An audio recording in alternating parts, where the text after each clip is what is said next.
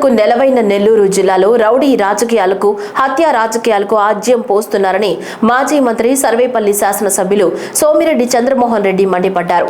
Nellore rural శాసనసభ్యులు కోటంరెడ్డి శ్రీధర్ రెడ్డిని ఆయన కార్యాలయంలో కలిసి సంఘీభావం తెలిపారు. నెల్లూరులో వరుస ఘటనలు చూస్తుంటే బాధేస్తోందని ఆవేదన వ్యక్తం చేశారు. నెల్లూరును వైఎస్ఆర్ కాంగ్రెస్ పార్టీ ప్రభుత్వ హయాంలో గత 5 ఏళ్లు నాశనం చేసిందన్నారు. రౌడీల ఆగడాలను పోలీసులు ముందుగా ఎందుకు పసిగట్టలేకపోతున్నారో అర్థం కావటం లేదని, కాకాణి గోవర్ధన్ రెడ్డిని కూడా ఇక్కడి పోలీసులు అరెస్టు చేయలేకపోయారని నెల్లూరు పోలీసులపై అసహనం వ్యక్తం చేశారు. రౌడీలు, గూండాలపై కఠిన చర్యలు చేపడితే పోలీస్ శాఖకు తాము అండగా ఉంటామని సోమిరెడ్డి స్పష్టం చేశారు. జరిగే పరిణామాలు దురదృష్టం ఏంటంటే వాళ్ళకి 11 అంటే ఉమ్మడి నెల్లూరు జిల్లా ప్లస్ కందుకూరు 11 సీట్లు కోల్పోవడం జీర్ణించుకోలేకపోతున్నారు. ఆ రౌడీ ఆ బ్యాచ్ కుట్రలు చేస్తుంటే మనోళ్ళు ఏంటంటే ఇంటెలిజెన్స్ కానీ పోలీస్ కానీ దాన్ని తీవ్రంగా తీసుకోవాలా.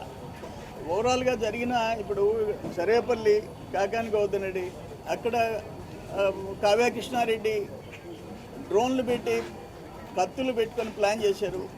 ఇక్కడ ఈరోజు కోటంరెడ్డి శ్రీధర్ రెడ్డినే ఎత్తేస్తామని అంటున్నారు.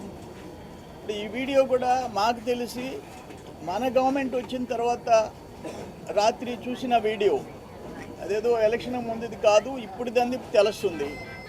వీటన్నిటినీ నేనేమంటానంటే ఈవెన్ కాకాని గోవర్ధన్ రెడ్డి కేసులో కూడా నెల్లూరు జిల్లా పోలీసులు ఒక్కరిని అరెస్ట్ చేయలే, ఎవరో 2-3 తప్ప.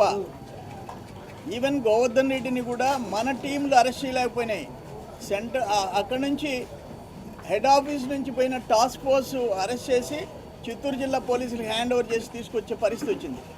ఎందుకు అంత లీనియన్స్ ఎందుకు నడుస్తుంది అని చెప్పేసి నేను కూడా అడుగుతూ ఉండా. స్ట్రాంగ్గా ఉండాల్సిన అవసరం ఉంది. ఈ రౌడీలు, ఈ క్రిమినల్స్ గుండెల్లో రైళ్లు పరిగెత్తాల పోలీస్ అంటే. వాళ్ళు ఇప్పుడు మా గవర్నమెంట్లో కూడా వాళ్ళు వార్నింగ్లు ఇచ్చే పరిస్థితి. అక్కడ ఆయన ప్రతాప్ కుమార్ రెడ్డి బ్యాచ్లు, ఇక్కడ గోవర్ధన్ రెడ్డి బ్యాచ్, ఇక్కడ అన్ఫార్చునేట్. ఇది సహించరాని విషయం ఇది. అందుకని గవర్నమెంట్ కూడా నెల్లూరు జిల్లాలో జరిగే క్రిమినల్ యాక్టివిటీస్కి ఫుల్ స్టాప్ పెట్టేదానికి అవసరమైతే ఒక టాస్క్ ఫోర్స్నైనా ఏర్పాటు చేసి దీన్ని కంట్రోల్ చేయాల్సిన అవసరం ఉంది.